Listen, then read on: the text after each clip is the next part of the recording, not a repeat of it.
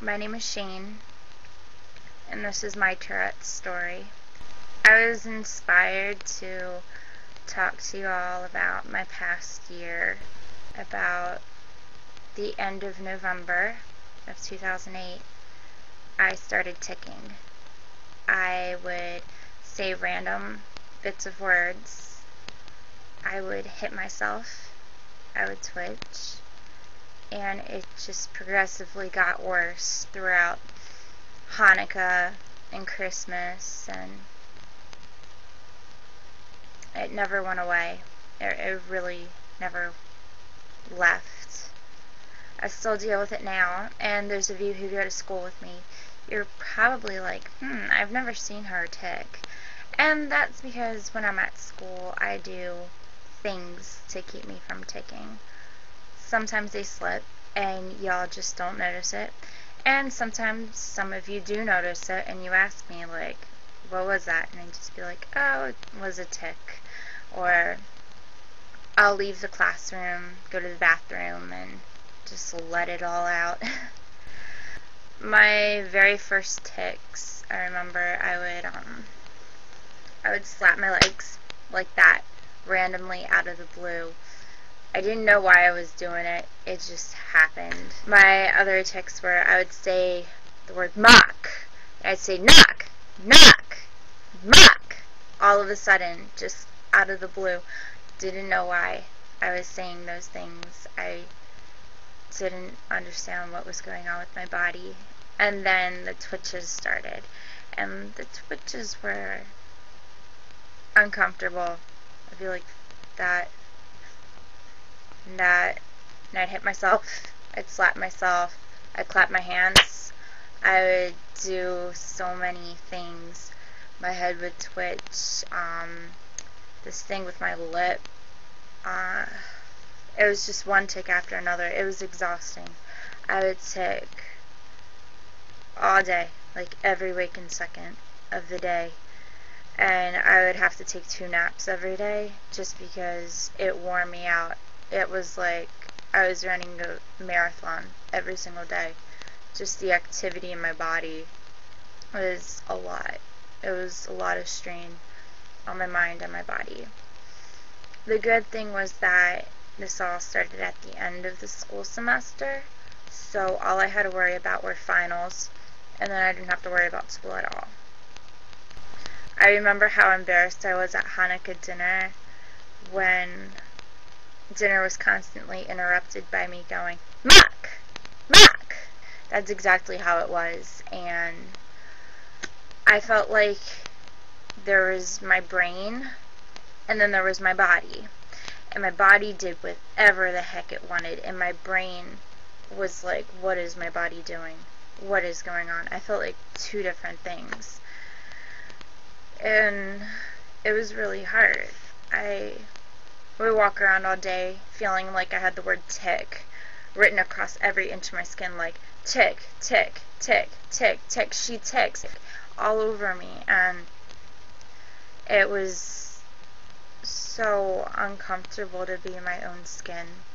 It was so difficult to accept my disorder. It was difficult getting to know people again because everybody's known me my entire life, like for 18 years, without ticks. I never had any kind of tick before I was 18 years old. And now all of a sudden I'm ticking, and it is very much a part of my life. And it's like they gotta get used to it. But for me, it was hard for me because it was like I had to get to know myself again. I had to get to know who I was again. I had to relearn where I stood in myself and in my world, because I wasn't just Shayn anymore. I was the girl with ticks. In the springtime, when I had a day completely tick-free, I had no ticks at all that day. I had taken a certain medication that helped alleviate them temporarily. And I was the most confident person you would have ever met. And I went to martial arts class that night, and I taught class, and I was just on top of the world. And when I got home that night, I was like, look at that. Look, look at everything I did. Look at how confident I was. Look at who I was. And then I realized I'm no different from that confident person. That confident person who I used to be, that's still me now. I just have tics now, but that doesn't make me who I am. It doesn't change who I am. And it totally helped me realize that no matter what happens to me, I'm still me. Nothing's going to change that. And after that, I really looked at my tics as not who I was, but something that was a part of my life. I wasn't that girl with tics. I was a girl who had tics, but I was still a girl. And everything changed at that point. I no longer felt so embarrassed or afraid to be in public with my tics. I mean, I still, I'm ticking them like, oh man, everybody's going to think I'm schizophrenic or something. But, everybody has those times. Like when they go out without their makeup on, they're going to be like, everybody's going to think I'm the living dead walking around shopping.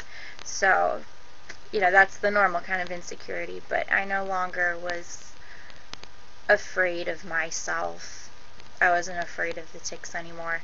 And I wasn't afraid of the people who would see the tics. There are times I'm constantly apologizing for ticking, and my friends will be like, why are you apologizing? We don't even care that you tick. I mean, it's normal to us by now. It's nothing strange, if it sneaks into a conversation, it just, we wait till it's over and then we start up the conversation again. It's no big deal. It's not an impairment or anything. It doesn't bother us. That was just awesome that they could tell me that. I might have my tics for the rest of my life. I might not. Who knows?